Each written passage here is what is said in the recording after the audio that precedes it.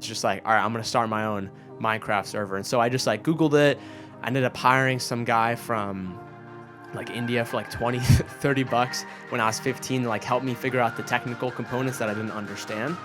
And, to keep the long story short, within like 7, 8, 9 months, it becomes the world's #1 Minecraft server.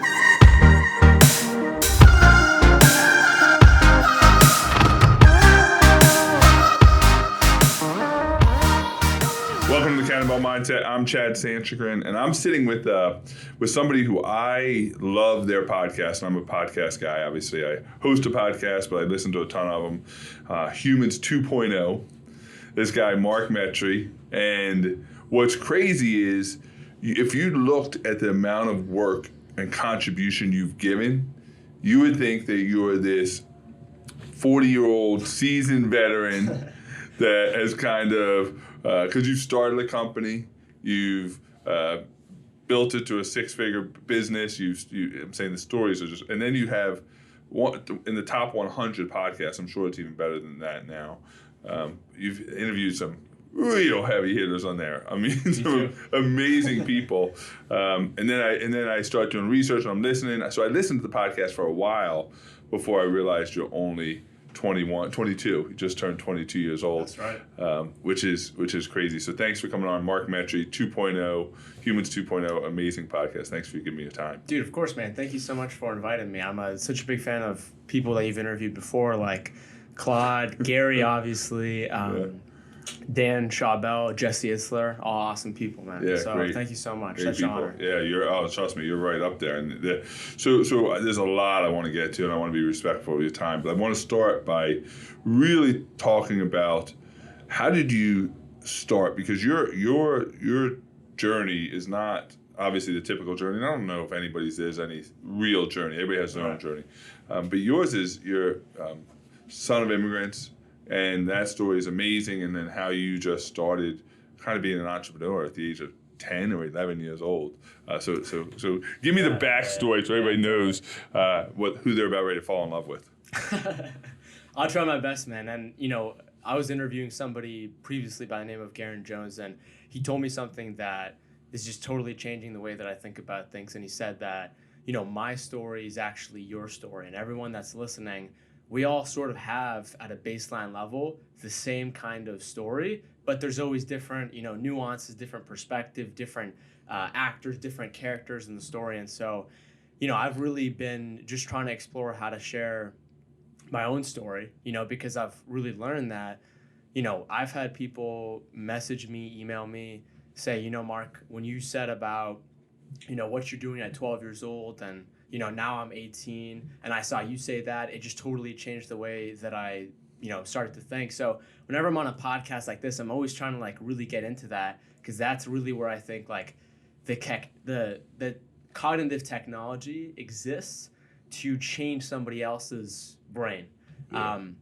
And so for me, growing up, I never really thought I'd ever have a story. Like maybe until like the age of 18, I was just like in my head, like, oh, I don't like nothing cool has happened in my life. Like nothing is interesting at all. I never thought I'd, have a story. And so for me, everything really began obviously when I was born in 1997 here in Boston, in a hospital up in Cambridge. It was a year before that my parents moved from Egypt. They came here to the US. They immigrated here by winning like a visa.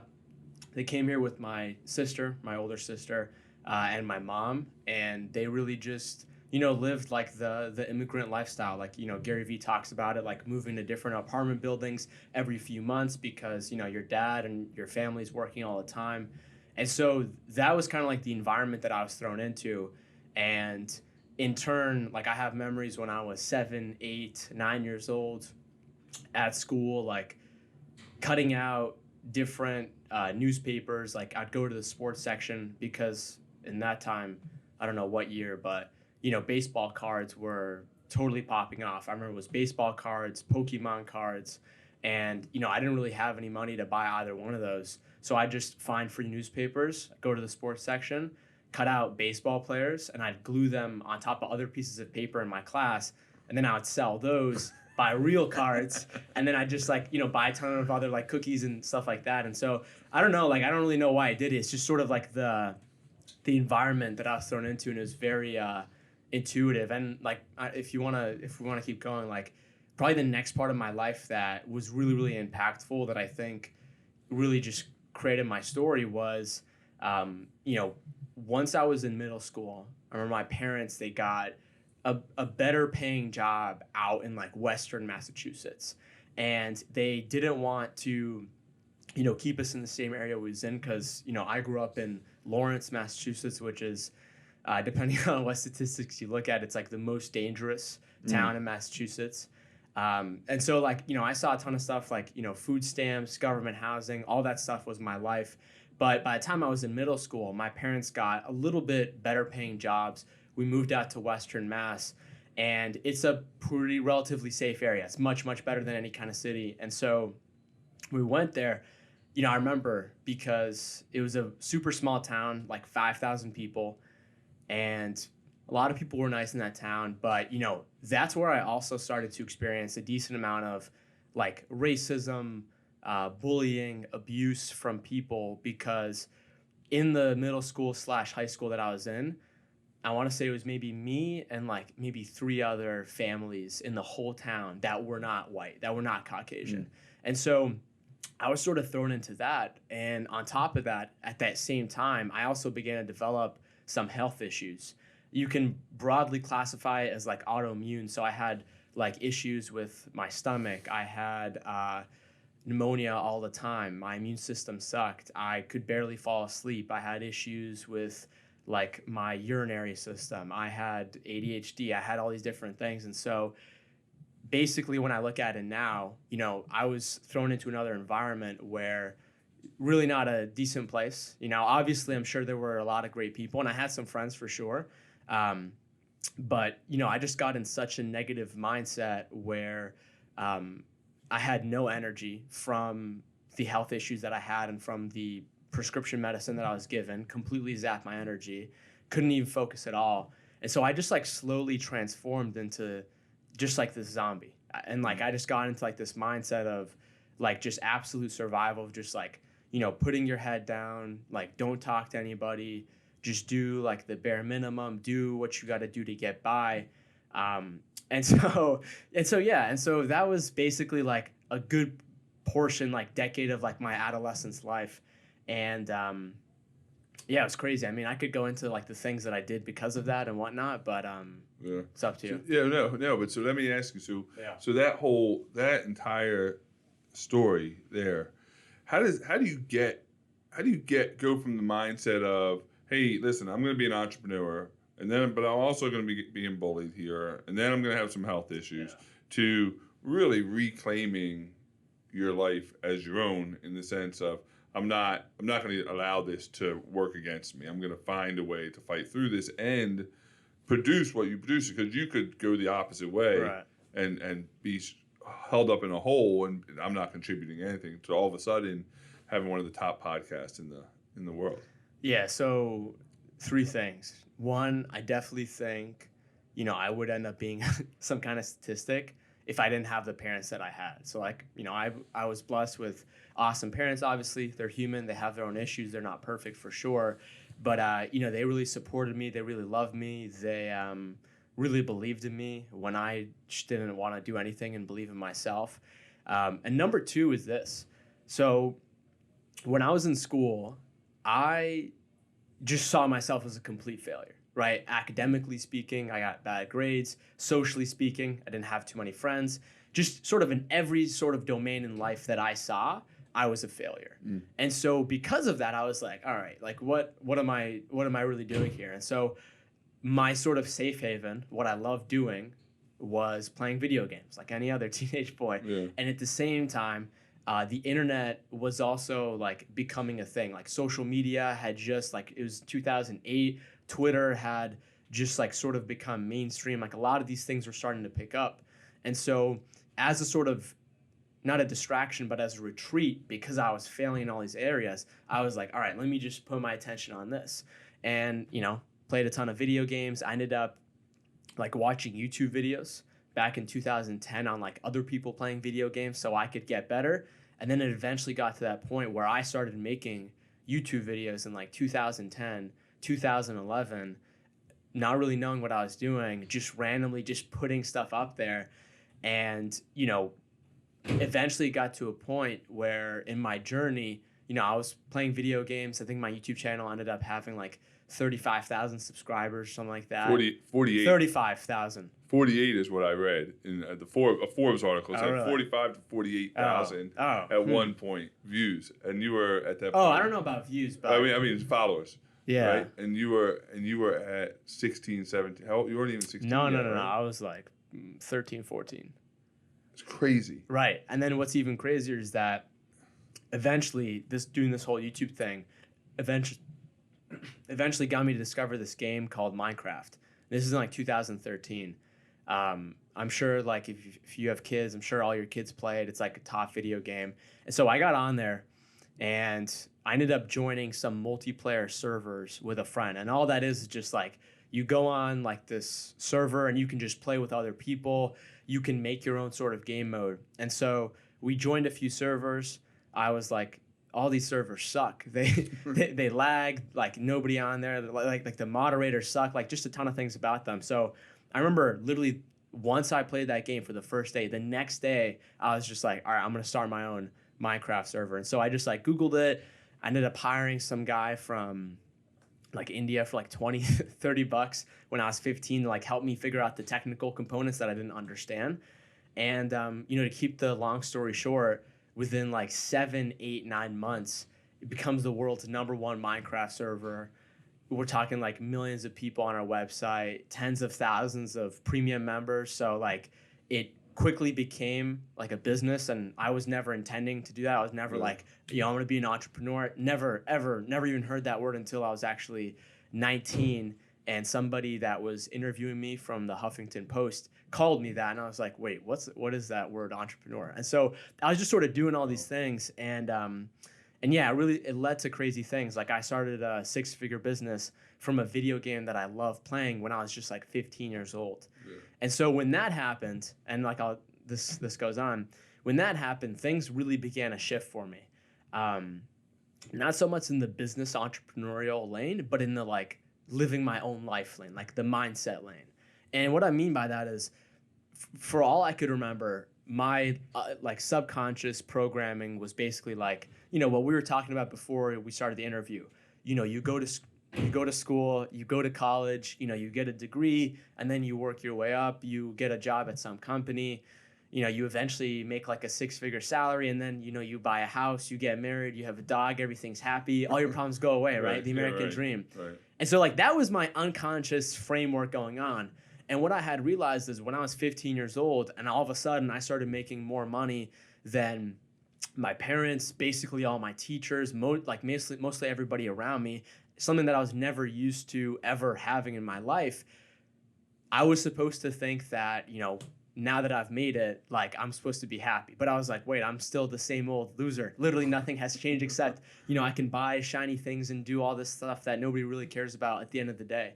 And so when that happened, I was just like, I didn't even know what to do at that time. And it honestly, it made my, the anxiety that I had for most of my life made it even worse. I started developing like this cognitive dissonance, like these two competing ideas in my mind of like, you like the American dream. And then there's like, you did this when you were 15, bro. Like you're totally destined for more, but like you think you suck. Like nobody, like you're just in the wrong environment. And so like I had those two kind of things, and the way that it sort of unfolded was, I was 18, ended up going off to college. When I'm in college, I end up just going off just going off the path, and I just didn't really know who I was. I didn't. eventually got to that point where like that voice that was in the inside of me that was trying to get me to go for the real idea, which is like, Mark, you're destined for greater. Like, and at that time I was majoring in like computer science, and I was like, I'm going to be some computer programmer. And I'm not saying that computer science or programming is bad, but it's just like, I began to think about it and I was like, man, if I don't do something about this right now, like in 10 years from now, I'm not only going to be doing something that I'm not passionate about, I'm also not going to have any friends, because at that time I had like really, really severe social anxiety.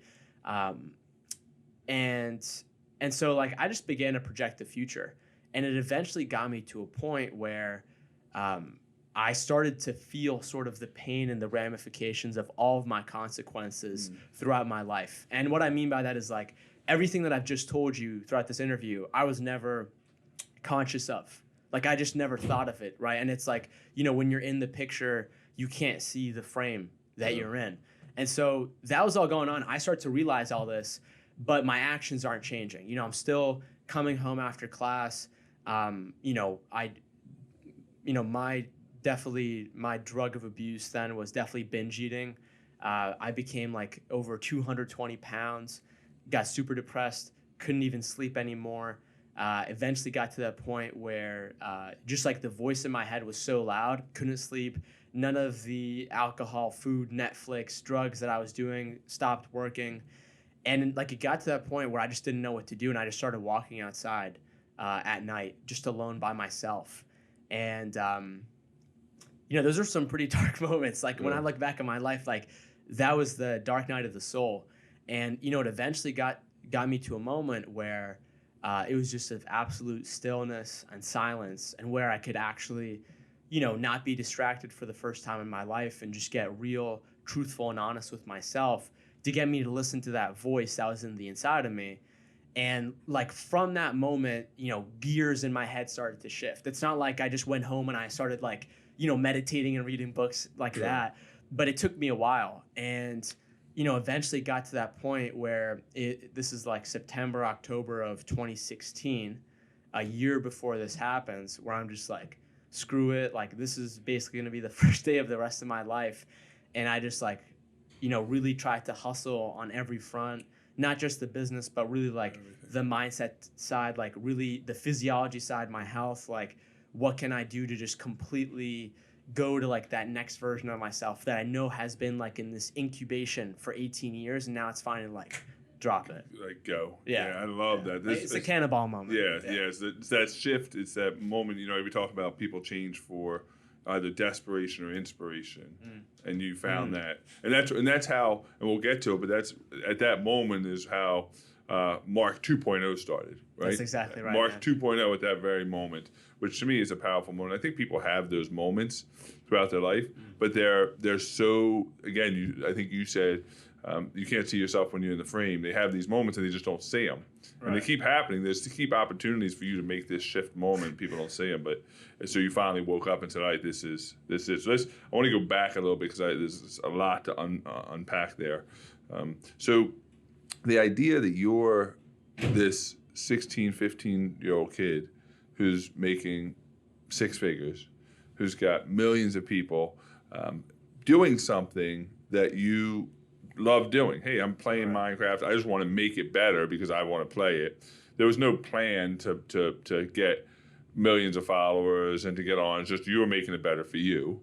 And so do you think that's how most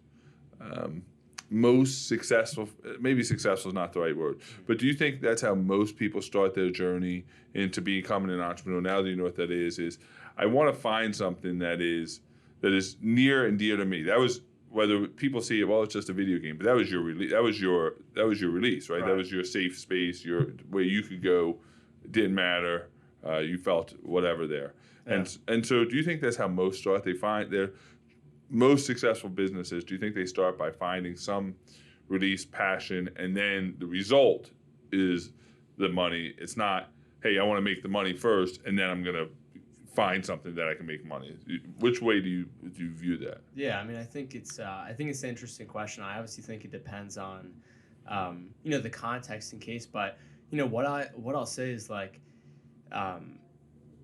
starting this Minecraft server was not like the first thing that I had done before. And why I say that is I honestly have lost count throughout my life of like all of the different like websites, apps, businesses that I have started ever since like I got on the internet when I was like, 11 years old. And so like I have done so many different things that this is just the one that just popped. And so I think my thing on it is like, if you just show up 100 times, just one of them is eventually gonna show up. But I will say is like I have definitely seen a trend in people having some kind of a very deep rooted like emotional activity maybe that they did in like their spare time, and now decades later they've been able to completely transform that into like a massive business empire. And so I definitely think it can go both ways, and I definitely think that the reverse is also true of like you do something that you really love, but let's say you lack the awareness, let's say you lack the context, and your business just completely tanks, right? But then it's like you could just start a new one next year or 2 years or 5, whatever. So people say that all the time. People are like, hey, listen, I tried 100 things, it didn't work, and then and it sounds almost cliche, but it really is. I'm saying I can't tell you how many times I failed and tried something. Oh, this didn't work, and tried again. And I can't even list them all because I don't really remember them. I don't really stay in that state. For you, at what point did you realize shit just got real? Like wow. Did you step back and say, I got money coming in that I didn't understand I was going to make. My life is changing, and maybe it's going too fast. Maybe this is not solving my problems. Was there a point that you just said that you stepped back and you're like, this is crazy? Yeah, so it came much later. So after I had like started that version 2.0 of myself, it literally wasn't until I don't know when, I think it was the beginning of 2017, and a buddy of mine had friends from his high school that had a podcast. And at that time, I had like just started my podcast, or I was about to, and they interviewed me on their show, and like they ended up saying like, "Oh yeah, dude, we heard you had a Minecraft server." And when they said that, it was like the most confusing thing that I've ever heard, because it's like, why is that even interesting? Like who really cares? And so it took me that long, and like they talked about it and they were asking me questions until like in that interview or after the interview, I was just like, oh crap, like. I did some pretty cool things way back when. But when it comes to, the real work that I've done, like as of relatively recently, it was probably in New York. It was in New York City last year, towards the end of the year. And it was in October of 2018. And I had just walked out of the building where a friend of mine, Rob Dubé, had just interviewed me for Forbes, what you were mentioning. And like we literally talked about like all my life story. We talked about all the issues that I've run into and the issues that I still have. And I was just like that's like what just happened? Like I just sort of saw my life just like in a series of events and like snaps. I'm just like, wait, like I swear to God, like 2 years ago, I was like 14 years old in like a classroom, like hating my life, for 18 years old, suicidal. And it was just like what is going on here? And like I don't exactly know, but I mean I just think the future is going to be crazy. And so for me that was like a massive point. Up until that point, I'm just like literally anything is possible. Yeah, I love that. And so you talk a lot about your self-view and what your self-view was then. And maybe even, but do you think that your self-view has evolved? Do you think that's the biggest driver of, you can never do anything that's incongruent with your self-view for a sustained period of time. Eventually it's going to come out. And so, the idea that you had this self-view that created this life of, you were overweight, you felt you had anxiety, suicidal, all these horrible things was perpetuated by your self-view. Do you think now your self-view has changed to the point that it's creating this life that you want?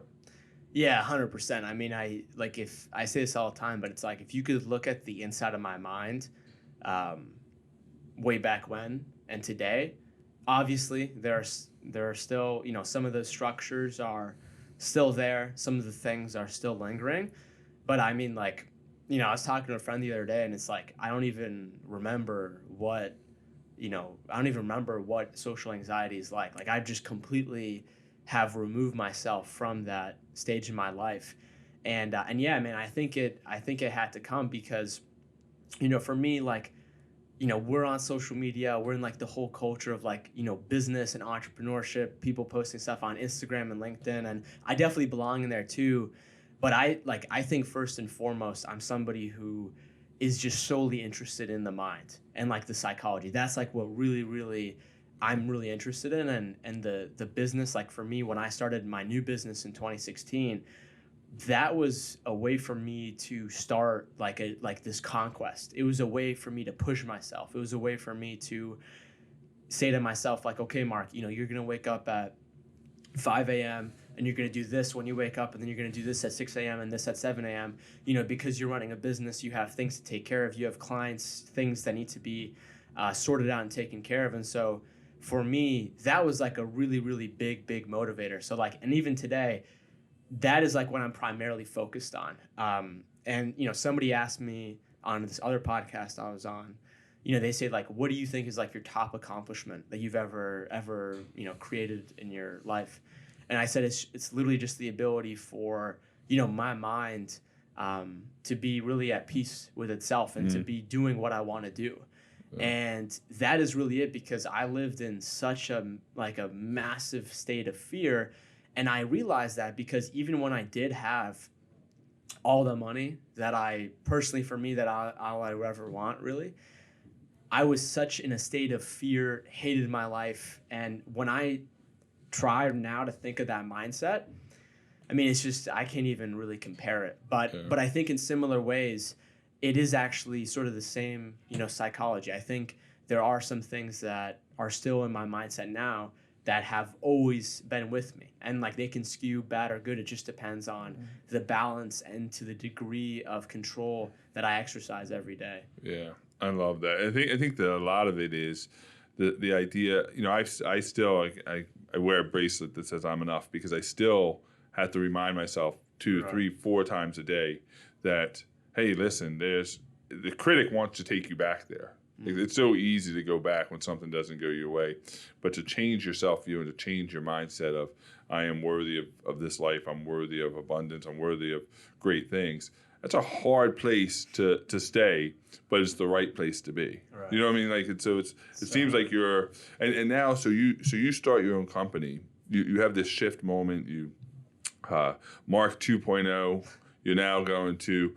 What would you say to somebody that is struggling right now, hasn't reached the 2.0 version of them, or still is fighting those demons? What's this? If you had to create rules, or not rules, maybe ways to get that person to the other side, what would be the advice that you'd give that person? Yeah, so everything slowly started to shift when I began to basically become obsessed with the truth. And what I mean by that is, I think it started just by like seeing the outside world and seeing like the political landscape and the media, and seeing like what is actually the truth, what is actually going on, what actually happened in this year versus what we were told. And so it began through that. And when I began to discover the real power of the truth, I began to realize that,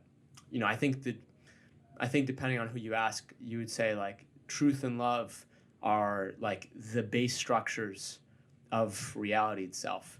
And what I mean is, I found out when I was, let's say I was 12 years old and I had like really severe social anxiety, and somebody in the class asked me, they're like, hey, Mark, where are you from? And I would, let's say I'd be embarrassed. And let's say, because I had a low self-esteem, I would lie to that person to get them to think higher of me. And what I began to realize is that all those times in my life where I lied, whether it was a white lie, whether it was lied to myself or somebody else, every time you do that, it completely changes the actual structure of reality. Yeah. In the sense of, if you ask me a question right now and I lie to you, right now in my mind, I'm not creating a reality where your opinion of me is more valuable than my own opinion of myself. Yeah. And in a way, when you do that, you're sort of trying to manipulate somebody and their mindset and that way that they think about you. Oh. And so when I became obsessed with the truth, it got to a point, and this is actually like one of the pivotal actions that I did that really started it. I remember I was sitting in the back of my room, and it was just one of those like days where I was like super tired, not just physically, but just like, my soul. And I was just like, I'm so sick and tired of this crap. And it got me to a point where I just pulled out a piece of paper and I just asked myself, like, what am I lying to myself about? What is the actual truth about my life? And if you just try to ask yourself right now, if you're just listening to this interview, like the logical, rational part of your mind will maybe just give you like some kind of a, BS answer that's like very, very at a shallow level. But if you like actually dedicate the time and sit down and actually think about this, you can get into a lot of places. And once I began to identify what those were, I began to just move towards those. So I was like, I lied to my mom when I was this age about this thing. I went back in my life. I apologized to everybody that I had lied to. I was like, hey, remember that time this? Yeah, I lied about that. And also at the same time, I just began to act on the truth. And you can't act on the truth if you're constantly living a life that is, deceitful, that is just not even really your own life. And so once I began to align myself towards the truth, that's where things slowly began to shift. And, the other thing is I mentioned it before, but what I realized is, throughout my life, whenever I had a thought or, something bad would happen or something that would stress me out or make me anxious, I would immediately try to seek comfort, right? I mentioned food and, I remember in high school, like every day after school, I just go to the, Dunkin' Donuts drive-through, get whatever kind of food to comfort me for like 5 minutes. And then I'd feel like crap after. And so what I began to realize is like the reason why I'm not moving is because I'm not feeling the pain. I'm always trying to drown it out. I'm always trying to comfort it out because my mind is trying to give me this trick that's like, just try to relax yourself now and, things will be fine. When in the reality is I believe that, the pain is either, now or later. And so the more you try to delay it, the more it's going to come back to bite you. And so what I also began to realize is I also had to feel the pain of the future. And what I mean by that is the pain of if I don't act on the truth and do what I'm supposed to do. And, I had mentioned before, I was in college, 18 years old, majoring in computer science. And, I had all these issues in my life like we all do. And I basically just saw like a, 10, I keep hitting this mic, 10 years into the future. Mark is going to be some 30-year-old that doesn't have any deep, meaningful relationships, doesn't have any friends, is just working some, job that he hates, doesn't really care about, just goes home, does the same thing, sleeps in front of the TV. And then I was like, wait, or I could completely shift this around and look for better. And what I mean by that is you've got to sort of see like the opposite of like, you've got to see like the 10-year negative vision of like the hell. And then you've also got to do the opposite of like the heaven. And that can be really, really hard, especially if you haven't had great things in your life happen. That can actually be really hard. And so for me, the thing that drove me forward was having that Minecraft server at 15. And it wasn't just about the money. It was like, I'd say to myself, like, your parents were stuck financially and you helped them out when you were 15, 16, like all the time. Playing on the Minecraft server, I remember I'd get messages from other people that were playing that would say, hey, I'm 14-year-old Ashley from Illinois, and my parents just got divorced, and I don't know what to do with my life, and like this is like I go on the server, and this is like where all my friends are, and this is like where I go to have fun and stuff, and so I sort of use that to propel and build that future vision for me forward. And then honestly, last but not least, I think the biggest thing is gaining energy.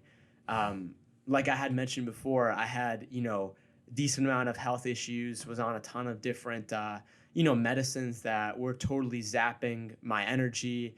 I never ate healthy once in my life. had massive issues sleeping throughout my entire life. Like I'd have moments, like I remember when I was a kid where I would just like close my eyes, but I would be awake for like 8 hours. And I'd hear my parents' alarm go off in the next room. And I'd be like, oh, it's time. I didn't even go to sleep. I had so many different kinds of health issues that were draining my energy.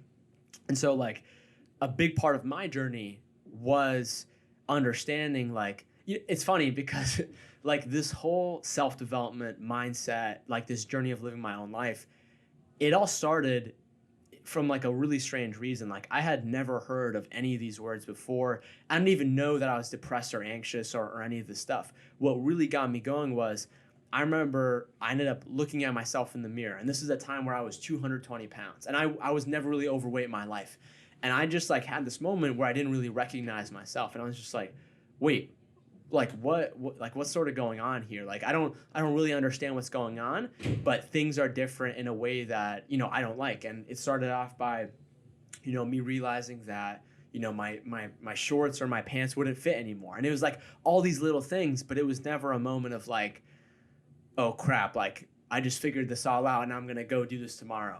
And so once I looked at myself in the mirror, I just began to attack like that shallow problem that I saw of like, I got to lose weight. That's all I understood. And so I began learning about health, physiology, biology, chemistry, things like that. And it eventually got me to, understanding the importance of eating healthy food and how that interacts with like your gut microbiome, your blood glucose sugar levels, your insulin resistance, all these different things about health that eventually got me to a point where, I was mentioning September, October of 2017, where I really began to do this. And it was all triggered from eating really healthy. And when I did that, I gained more energy. And once I did that, I was able to, finally go to sleep normally. And once I did that, then I was able to get energy to like, be able to exercise. And then once I did that, then I was like, okay, what other things can I do? And then I ended up learning about meditation and putting that in my daily habit. And then I started learning about all these other things. And so that gave me energy, and that really unlocked who I was, because it isn't until, you see a degree of energy from yourself that you're able to see what's literally possible, right? Yeah. Because when you're in low energy, you literally cannot see that. And, I've had countless, neuroscientists on my show that have said like, the human mind cannot go to a place that it's just trying to think about. It has to experience it first. Yeah. So it's like if you're able to shift yourself in one way, let's say not even the mindset, but you're able to shift the physical, the physiology, and let's say you lack that previously, that for me was like just a complete runaway train. And so those three of aligning yourself with the truth, feeling the pain now and future, and energy, that is like what I think is like a 1, 2, 3 of like how to 2.0, Man, I literally, if I could, I feel like I want to say amen, because I think that I'm so on board with you. I think that the truth. We create our own truth. And just because we believe it to be true doesn't make it true. But we tell ourselves these stories, and all of a sudden these stories become our truth, and it guides our entire life. And then energy, one of my top 10, top 20 books of all time is a book called Power versus Force by a guy named Dr. David Hawkins. And it talks about how your energy is literally everything. If you want great things in your life, it starts with your energy, because your energy is driven by your emotions. And if you get your emotions right, your energy will be right. And if your energy is right, everything else is possible. So I'm saying that's huge. I couldn't agree more. Yeah, and it's like if even if you view yourself as super successful, but you're super tired, you literally cannot be yourself. Maybe, if you have the willpower, if you have that extra fuel source, sure, but it's like for most people, even if you have it in here, you're not going to be able to physically, manifest it and actually create it in real life. Yeah, no, I'm telling you, I started running marathons. I ran an ultra, and I'm telling you, it seems like I ran an ultra, 45-mile ultra across the Appalachian Trail in May, and people are like, man, how did you do that? And for me, it was really hard, but it was all just energy. Like, I'm telling you, it's amazing when you harness your energy in positive energy, in the right energy, and an energy of gratitude and emotion of love. I'm telling you, it's I'm right on there with you. So, all right. So I want to get to the podcast, because I do want to be respectful of your time. But, okay, so you start this podcast. there are literally 200,000 podcasts. Oh, way more. More. It's like 750,000. Crazy amount, right? Yeah. Crazy amount of podcasts in the world. And you are now 280 episodes in.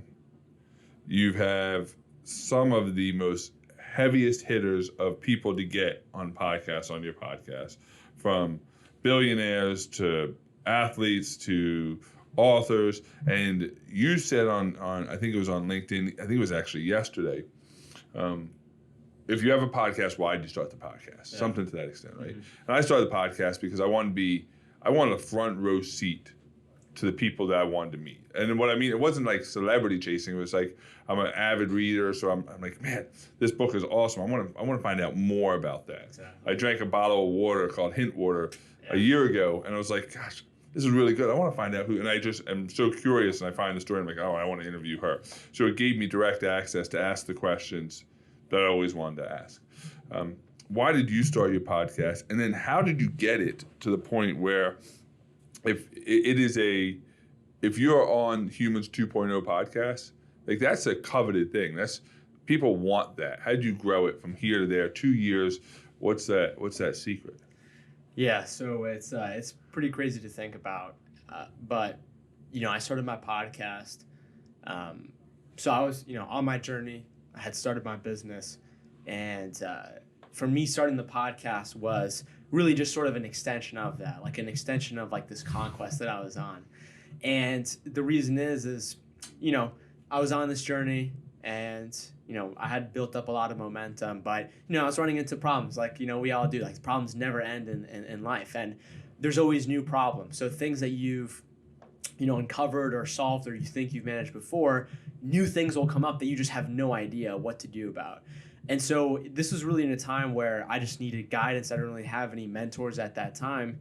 And so for me, I was just like, I want to hear from the people that, are actually out there in the world doing it. Like they're not just retweeting things, spreading fake news. They're not just like, writing tweets about or whatever. They're actually doing it in the real world. And so for me, the podcast was just simply an accentuation of that. And I didn't really understand what I was doing, to be honest with you. I would just hop on these calls and I'd just talk to people. And I didn't realize it until, I remember the end of 2017.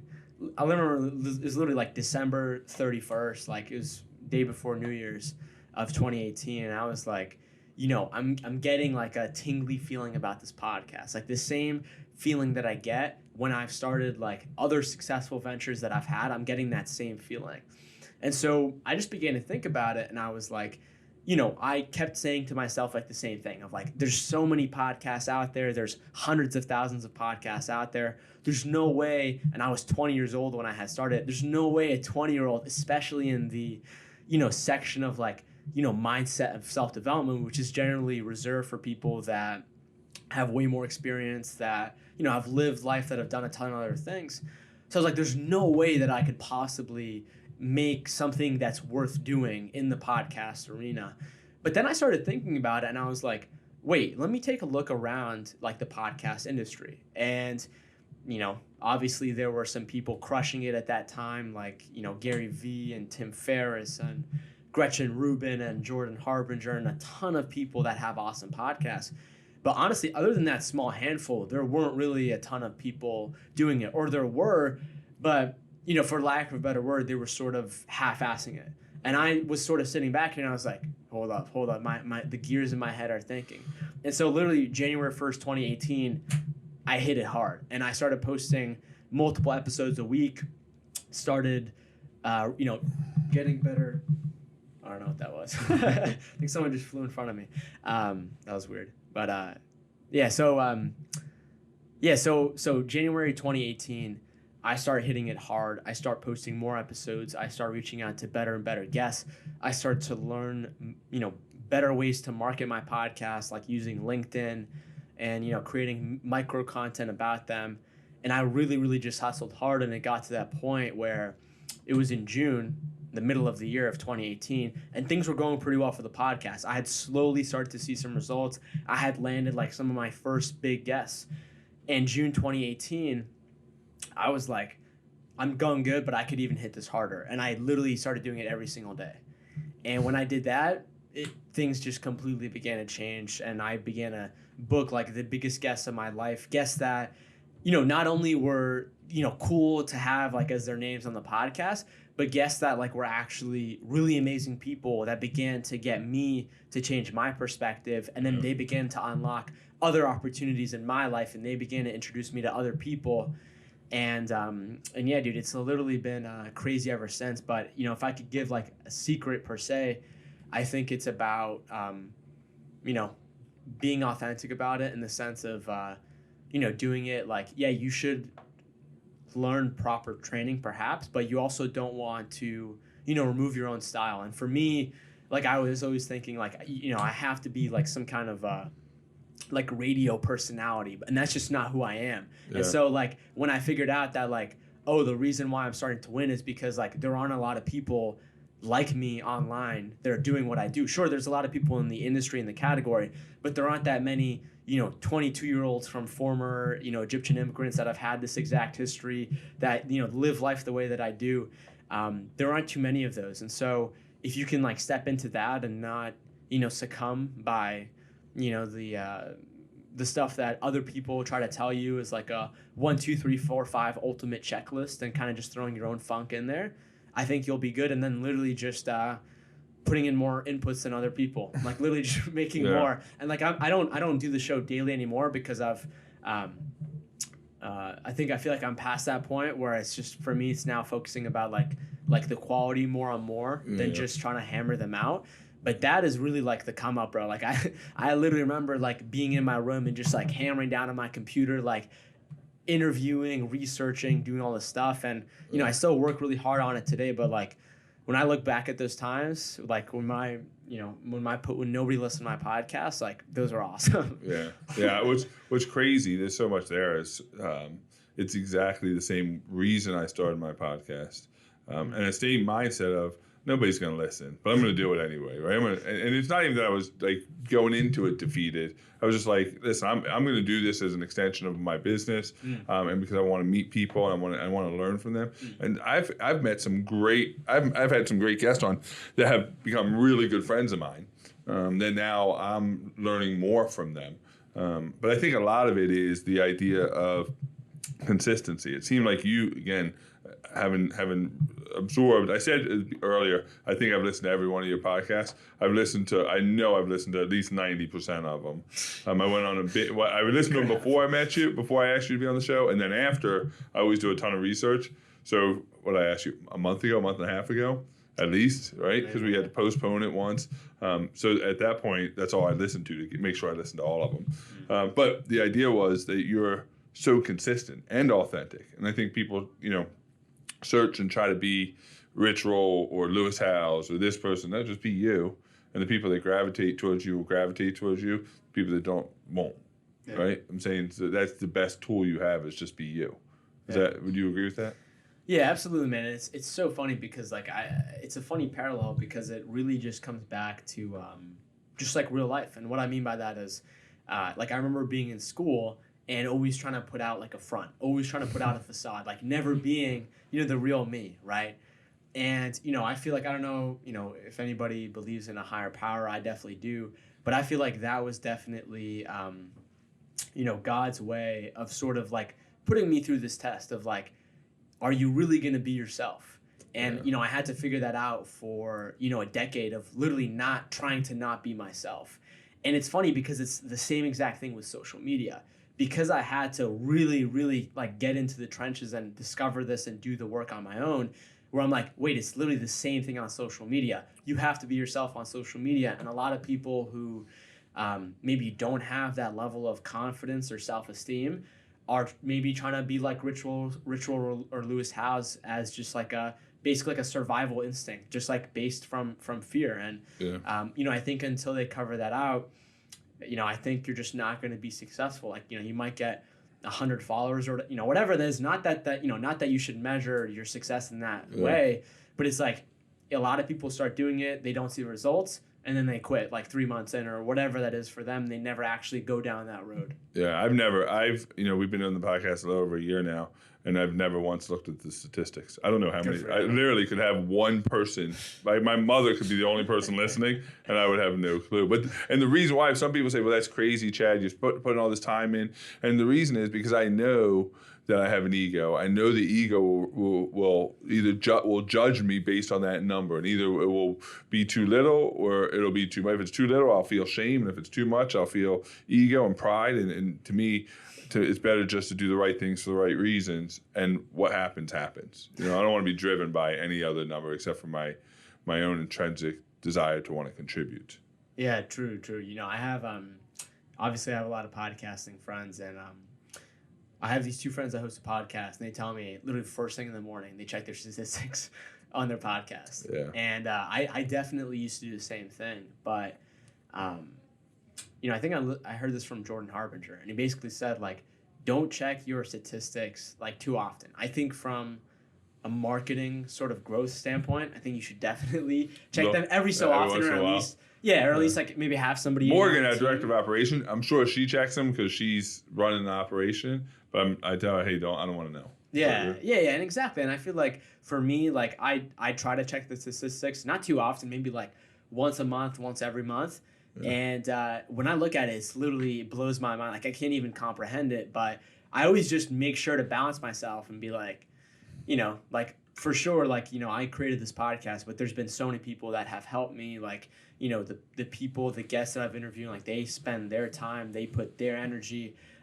Without them, the show really wouldn't be much. And so I feel like it's always trying about balancing the ego, not trying to give it too many legs, but also like, I feel like the ego is, it's built into all of us for a reason. I feel like it gets us to maybe even do things. And so I feel like if you're able to balance it your own individual way, I think that's best. So if you haven't listened to Humans 2.0, you got to do it. You're all over LinkedIn, all over social media. You're social media and LinkedIn.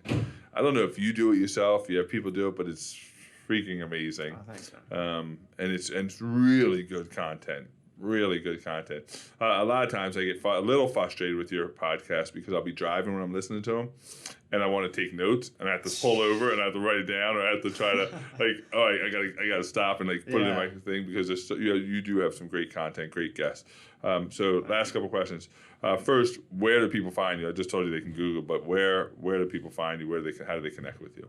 Yeah, so I think I have most things on my website, just my first and last name, MARKMETRY, markmetry.com. Yeah. Okay. Perfect. And you're open. The crazy thing is you're open to people connecting to you. Like some people say, "Hey, connect with me," but you respond. You're interacting with these people. I try my best, man. I mean, it's gotten pretty hard recently, but I just try my best because the way I view it is just like, obviously you can't respond to every comment, you can't get back to everybody, but it's just like, if you're just walking down the street and somebody says, hey, how are you doing? And you just don't even look at them and you just walk away, like it's kind of weird, And so I just try my best to have like a two-way door communication, especially because, as podcasters, our podcast is only one-way communication. People can only listen to this, but they can't send you like they could send you a voice message, but through social media or email. Yeah, right. They're not in the room. Exactly. So I feel like that's definitely a big part of it.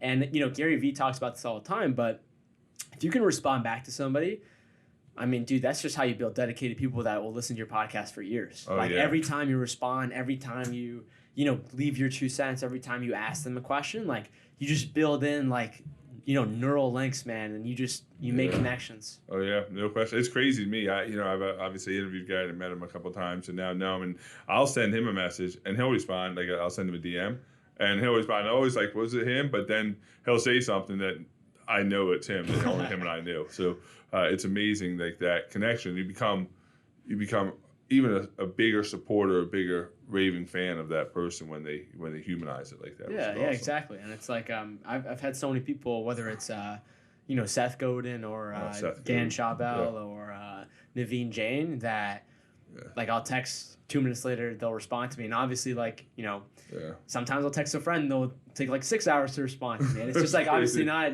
people are busy and stuff, but it's like there's really no excuse for, I got to get better on it so much. Like that's something definitely one of my biggest weaknesses, but that's awesome. Yeah. All right. Last question. First of all, thanks for coming on. I know your time is really, really valuable, so I appreciate you coming in. But the last question, when you leave this earth, and what's crazy is I'm going to say it a longer time than I've ever said, 85 years from now, because you're so young, what do you want your contribution to have been?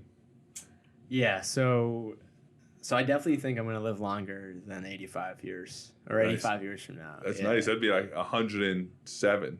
Yeah, dude, I think I'll make it past like 200, 300. Yeah, 100% with the way technology is going. I didn't think, you might be, you're right. All right, so let's say 200 years, right. That's great. But the flip side is I could step out and I could die like right now or after I leave this interview. And so for me, what I really want is like, I've thought a lot about this is I genuinely want every kid that was once me, and that could also be an adult today, that had issues with, being shy, social anxiety, had health problems, had issues with bullying, not really believing in themselves.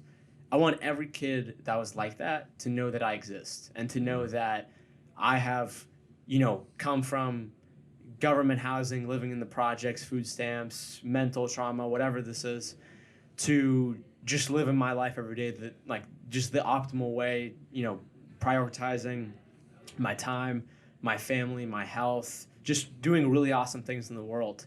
And my real moonshot, I would say, that I want to have accomplished by the time I die is to provide mental and emotional resources to every single person that's alive today through exponential technologies, whether that's a podcast, whether it's through my business and virtual reality, to get them to understand what I like, literally the whole story, everything I just said. Again, not because it's, I've got a cool story or my story special, but because my story is your story and we can learn from each other. And I think that every single revolution movement that has ever happened in human history has always been triggered from a shift in narrative, a shift in stories that has reflected the culture and society at large. And so if I can play a part of that and just try to spread, great things, especially in the time we're living in 2019, with crazy things going on, and I mean that in a good way, and also bad things, I'm just,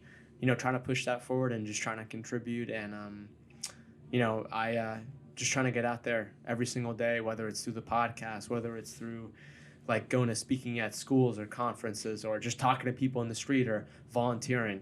I'm just trying to be me and trying to push that message.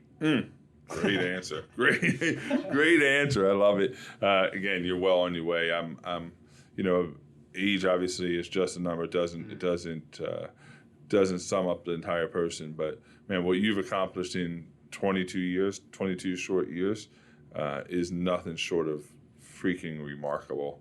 I'm in awe of of the things you do and where you're going. So thanks for coming on. Appreciate it. Thanks, brother.